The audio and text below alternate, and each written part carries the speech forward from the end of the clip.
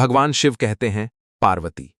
अब मैं 7वें अध्याय का माहात्म्य बतलाता हूं, जिसे सुनकर कानों में अमृत राशि भर जाती है।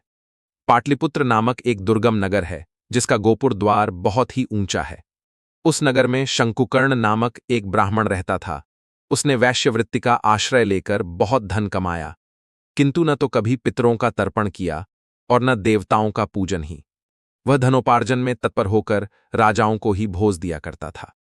एक समय की बात है, उस ब्राह्मण ने अपना चौथा विवाह करने के लिए पुत्रों और बंधुओं के साथ यात्रा की। मार्ग में ब्राह्मण को जाते हुए एक सांप ने करते लिया। काटते ही ऐसी अवस्था हो गई कि मणि, मंत्र और औषधि आदि से भी उसके शरीर की रक्षा असाध्य जान पड़ी। तत्पश्चात कुछ ही क्षणों में उसके प्राण पखेरु उड़ गए।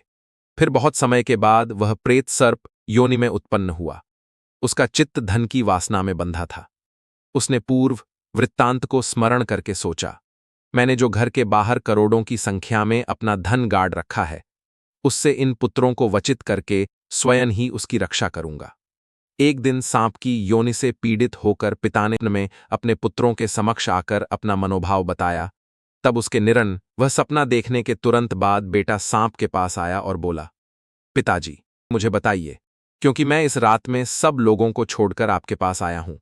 पिता ने कहा, बेटा, गीता के अमृतमय 7वें अध्याय को छोड़कर मुझे मुक्त करने में तीर्थ, दान, तप और यज्ञ भी सर्वथा समर्थ नहीं है।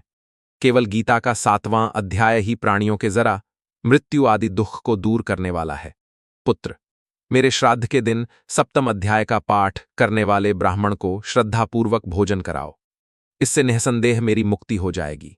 वत्स, अपनी शक्ति के अनुसार पूर्ण श्रद्धा के साथ वेद विद्या में प्रवीण अन्य ब्राह्मणों को भी भो। अपने पिता, जो सर्प रूप में थे, कि ये वचन सुनकर सभी पुत्रों ने उनकी आज्ञा का पालन किया और उससे भी बढ़कर किया।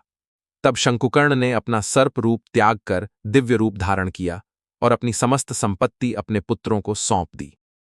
सद्गुणी पुत्र अपने पिता द्वारा वितरित करोड़ों रुपये देखकर अत्यंत प्रसन्न हुए।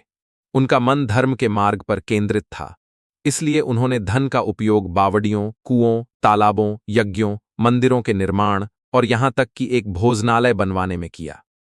इसके बाद 7वें अध्याय का निरंतर पाठ करते हुए उन्होंने मोक्ष प्राप्त किया। हे पार्वती, 7वें अध्याय की महानता आपको समझाई जा चुकी है। केवल इसे सुनने मात्र से ही व्यक्ति सभी पापों से मुक्त हो जाता है।